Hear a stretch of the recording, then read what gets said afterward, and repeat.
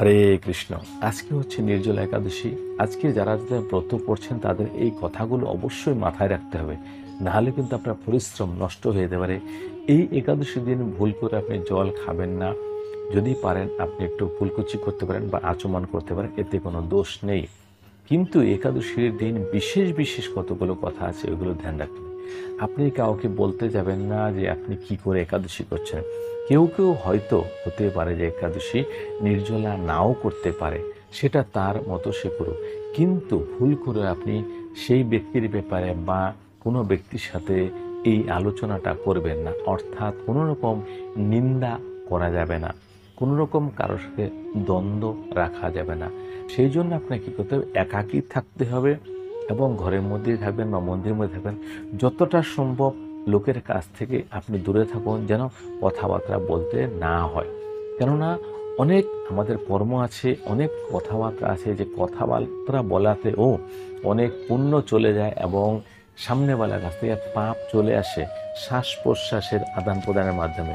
এইগুলো একটু গভীর তত্ত্ব আছে। তাছাড়া এই ব্রহ্মাণ্ডের মধ্যে, এই দুনিয়ার মধ্যে, এই আবহাওয়ার মধ্যে এত এত শক্তি নিহিত আছে এই বায়ুমণ্ডলের মধ্যে, যেটা আপনি ধারণা করতে পারেন। আপনার মনে মনে কী ভাবছেন ওই সমস্ত কিছুও যমরাজ, ভগবান এসব কিছু জানেন।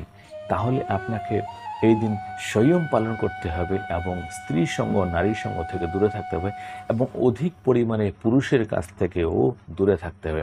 কারণ যখনই আপনি বেশি লোকের সাথে বেশি কথাবার্তা বলতে যাবেন, তখন কিন্তু আপনার ভগবানের কাছ থেকে মনটা চলে আসে অন্যদিকে। তখন একদম ভজন বা আপনি যে আরাধনা করছেন ওইটা কিন্তু সম্পূর্ণ হয় না, সেই পথ থেকে আপনি নিচে নেমে যাচ্ছেন। আর স্ত্রী সঙ্গ কেন করা যাবে না?